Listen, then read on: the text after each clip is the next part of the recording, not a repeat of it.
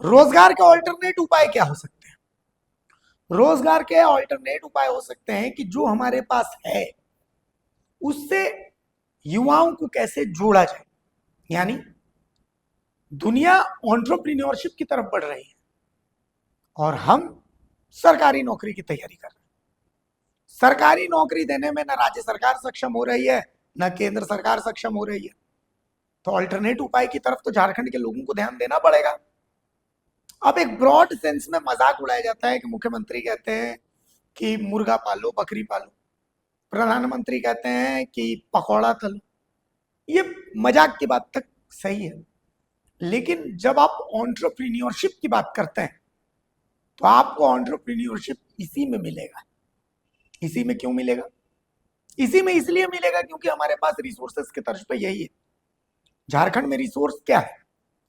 झारखंड में रिसोर्स के तर्ज पर कोयला है, झारखंड में रिसोर्स के तर्ज पर हमारे वनोपज है, हमारी जंगल है, हमारे जल है, हमारे जमीन है। झारखंड की कृषि मंत्री शिल्पी नेहा तिर्की ने आज एक प्रेस कॉन्फ्रेंस की और इस प्रेस कॉन्फ्रेंस में एक प्रोग्रेसिवनेस झलकी। अमूमन झारखंड के मंत्रियों को इतनी प्रोग्रेसिव प्रेस कॉन्फ्रेंस करते आप सुनते नहीं है। अच्छी खबर यह है कि झारखंड के कृषि मंत्री ने अपने प्रेस कॉन्फ्रेंस में कहा कि वो एक प्रतिनिधि मंडल के साथ अभी हैदराबाद गई थी, उसके बाद भुवनेश्वर भी गई। भुवनेश्वर में सेंट्रल फिशरीज इंस्टीट्यूट है और हैदराबाद में सेंट्रल मीट प्रोसेसिंग इंस्टीट्यूट है।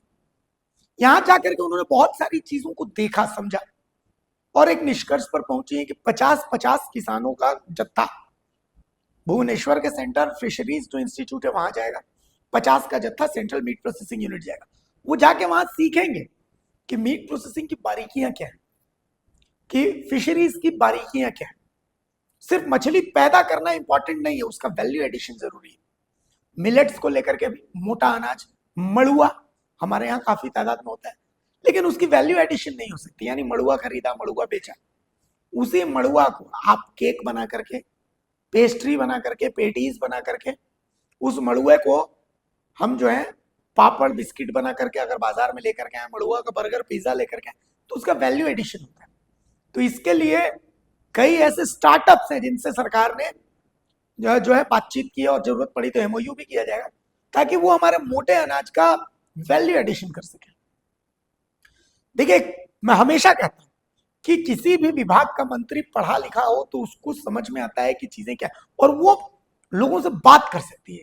शिल्पी नेहा तिर्की एक पढ़ी लिखी मंत्री है और इस पढ़ी लिखी मंत्री ने बहुत अच्छी प्रेस कॉन्फ्रेंस की, बहुत सारी बारीक बातों को। सबसे बड़ी बात यह है कि कांके में जो बेकन फैक्ट्री है, जहां अभी कुछ दिन पहले उन्होंने निरीक्षण किया, इसको पुनर्जीवित करने की वो तैयारी कर रही है। आपको ये प्रेस कॉन्फ्रेंस सुननी चाहिए शिल्पी नेहा तिर्की की, बहुत कुछ प्रोग्रेसिवनेस। आप अगर मजाक में बोलेंगे नहीं नहीं ये तो सुअर पालो, बकरी पालो, लेकिन रोजगार के ऑल्टरनेट उपाय यही है। आप याद कीजिए कि इंसान को भूख लगती है, उसके पास कुछ नहीं होता तो अपना हाथ काट के खा जाता है। तो आपको परिवार पालने के लिए सिर्फ सरकारी नौकरी के भरोसे बैठे रहने की जरूरत नहीं है। आप स्टार्टअप्स कीजिए ताकि आप रोजगार दे सके लोगों को, आप 5 लोगों को अपने नौकरी पर रख सके।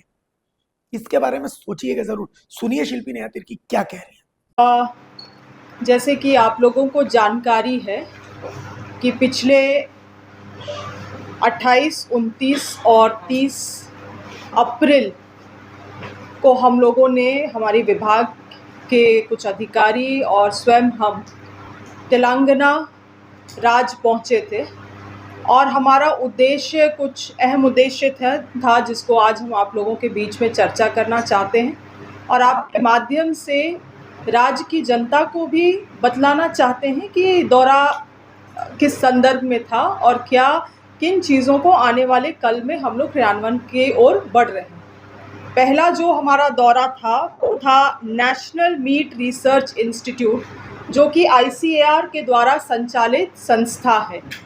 और जैसे कि आप लोग जानते हैं, पिछले कुछ महीने पहले हम बेकन फैक्ट्री, जो झारखंड का एक बहुत ही state of art food meat processing unit हुआ करता था, उसको विज़िट किए थे और वो काफ़ी दयनीय स्थिति में है।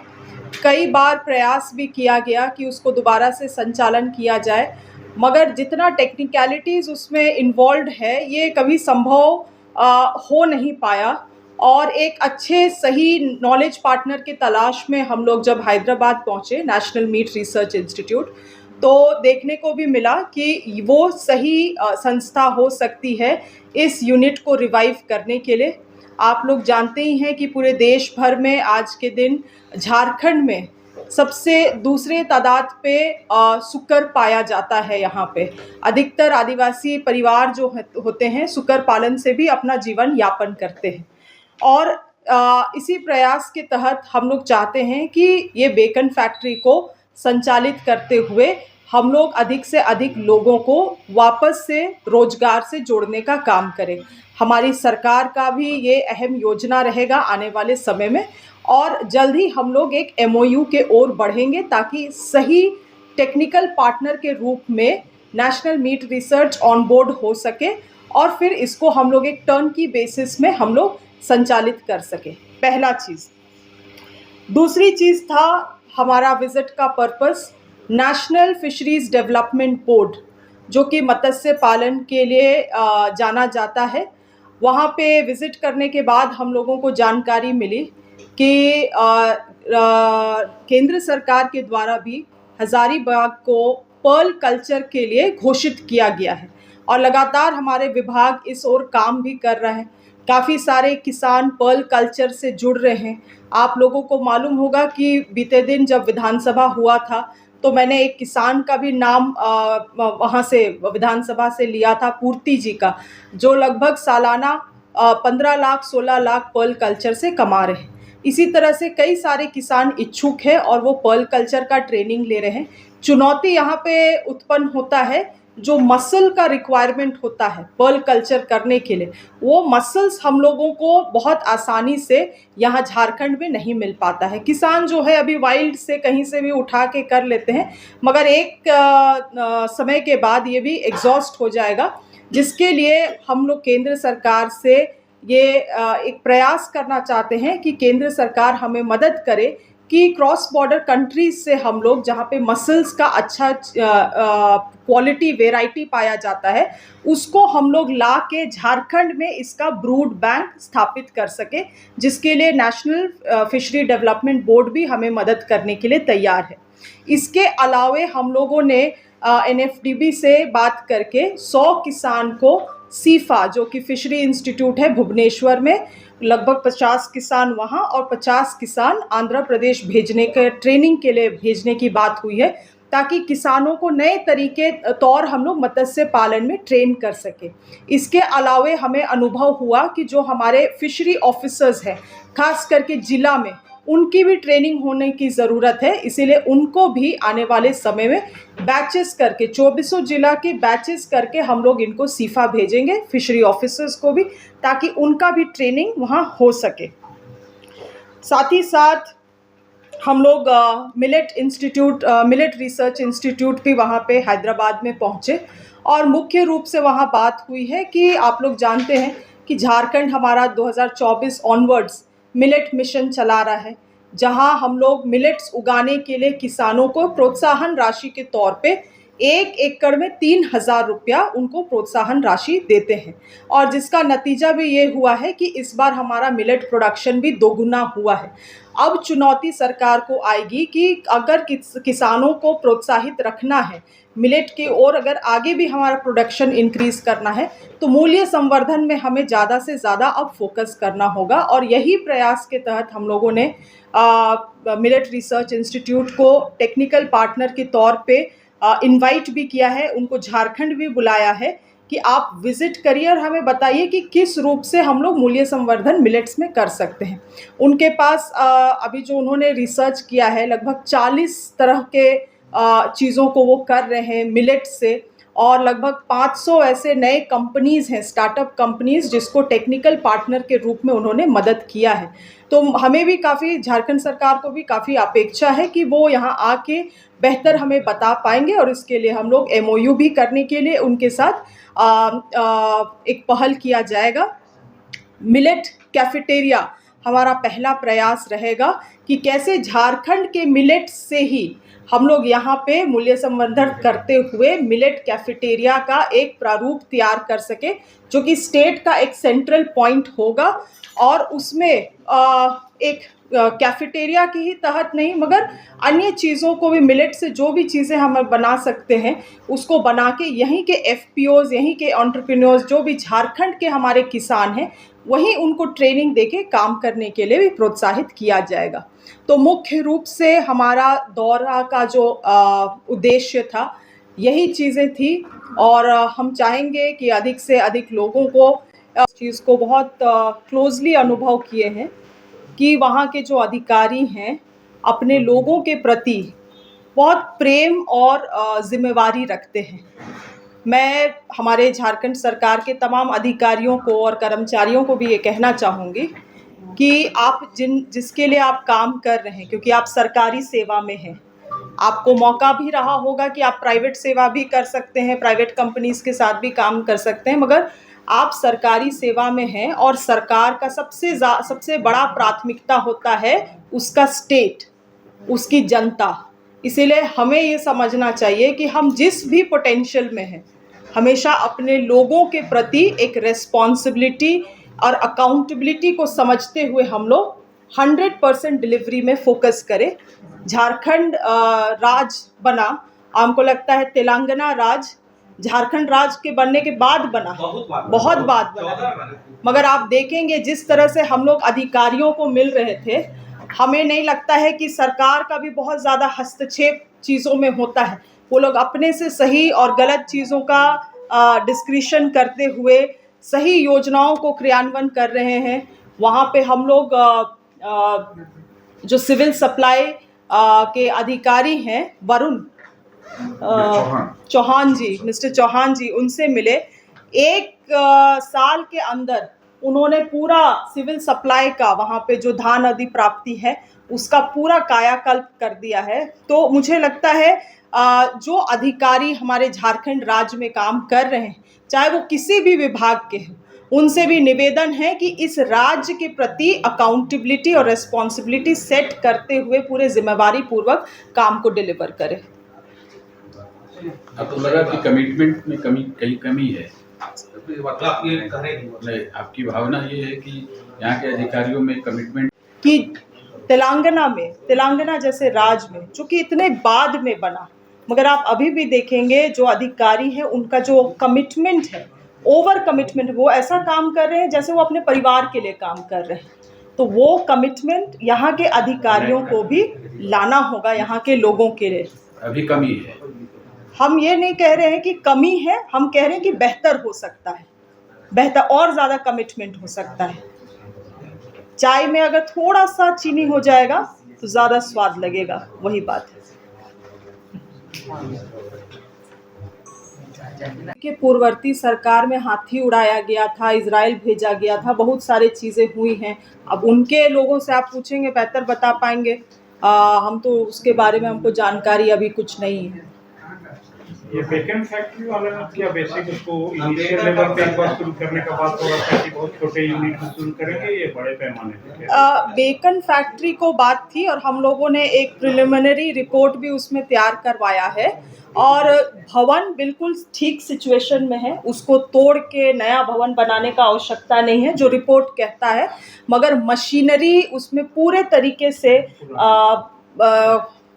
मतलब आउट ऑफ रिपेयर है, उसको दोबारा रिपेयर करके इस्तेमाल नहीं किया जा सकता, इसलिए उसको पूरा स्क्रैच से करना होगा। और आपको जानकारी होगी अगर, क्योंकि आप बहुत लंबे समय से रिपोर्टिंग करते हैं, जब शुरू में वो शुरुआत किया गया था बेकन फैक्ट्री का अराउंड 1965, वहाँ के लोगों को डेनमार्क भेजा गया था ट्रेनिंग के लिए कि उस मांस को आपको किस रूप से काटना है, प्रोसेसिंग कैसे करना है, किस एंगल में उसको आपको कोल्ड स्टोरेज में, कोल्ड रूम जहाँ पे रहेगा चिलिंग के लिए पहुँचाना है, क्या समय। तो इसीलिए मैं कह रही हूँ वो दिखता बहुत सिंपल है, मगर जब हम लोग भी विज़िट किए हैदराबाद और इसके प्रक्रिया को जब हम लोग समझने का प्रयास किए तो इसमें टेक्निकलिटीज़ बहुत ज़्यादा है और कोई एक मजबूत नॉलेज पार्टनर को, ये केवल भवन बनाने का बात नहीं है, इसीलिए एक बहुत मजबूत नॉलेज पार्टनर को आपको ऑनबोर्ड करना होगा, तभी आप इसको सफलतापूर्वक संचालन कर पाएंगे। अच्छा, एक जानकारी ये थी कि जैसे बेकन फैक्ट्री को लेकर नगर निगम की तरफ से पहल हुई थी लगभग 2-3 साल पहले, तो उसको फिर से शुरुआत कराई। जो इसी को एक स्लॉटर हाउस के रूप में जो रिपोर्ट हमें भी प्राप्त हुआ था, शायद 2 बार बिडिंग किया गया था नगर निगम के द्वारा। पहले बार में भी एक ही बिडर आया, दूसरे बार में भी वही बिडर आया। जब उसका एक्सपीरियंस भी खंगाला गया तो इनएक्सपीरियंस्ड निकला, जिसके वजह से आगे नहीं जा पाए। इसीलिए मैं इस बात को भी कह रही हूँ, क्योंकि ये केवल भवन बनाने का बात नहीं है या स्लॉटर करने का बात नहीं है। स्लॉटर के बाद आप उस मीट को, मांस को कैसे प्रोसेस करेंगे कि उसका शेल्फ लाइफ रहेगा, आप उसको सही तरीके से कैसे एक सही मार्केट तक भी पहुंचा पाएंगे। क्योंकि अगर झारखंड में उसका मार्केट अगर लिमिटेड है, क्योंकि आप देखते होंगे कि झारखंड में इन स्टेट आपका रॉ मीट का मार्केट है कि बाजार में गया, काटा, कुक किया, खा गया, वो मार्केट है। मगर प्रोसेस्ड मीट का मार्केट यहाँ से ज़्यादा नॉर्थ ईस्ट में है। तो वहाँ तक ट्रांसपोर्टेशन का क्या रहेगा, वो टेक्निकलिटीज़ हैं इसमें। और जिसके वजह से हम लोग जो नेशनल मीट रिसर्च इंस्टीट्यूट है, जब उनसे बात किए तो पता भी चला कि बहुत हाल ही के दिनों में यही वो संस्था है जो असम में भी meat research meat processing unit वहाँ पे भी उन्होंने शुरू किया है। तो मुझे लगता है इससे बेहतर टेक्निकल पार्टनर एटलीस्ट भारत देश में, क्योंकि डेनमार्क से अब टेक्निकल हेल्प लाना तो हमारे थोड़े पहुंच से बाहर लगता है, मगर भारत देश में इससे बेहतर कोई संस्था अभी दूर दूर तक हमें नहीं लग रही है। पहली बार आप सरकारी एजेंसी से कोशिश कर रहे हैं, अब तक जो हुआ था सब प्राइवेट से हुआ था, ये सबसे अच्छा चीज इसमें हुई है। तो डेनमार्क के लिए हम लोग योजना बनाए हैं। मुझे लगता है भारत देश में भी संदर्भ में भी मैंने भी कहा कि वैल्यू एडिशन, मूल्य संवर्धन अभी नहीं हो पा रहा है मिलेट का।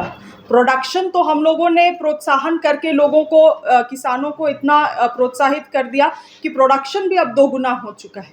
मगर अब क्या मड़वा का क्या हो सकता है? इसी प्रयास के तहत आप लोग ने देखा होगा कि जनवरी महीने में सी पार्क का हम लोगों ने ओपनिंग किया।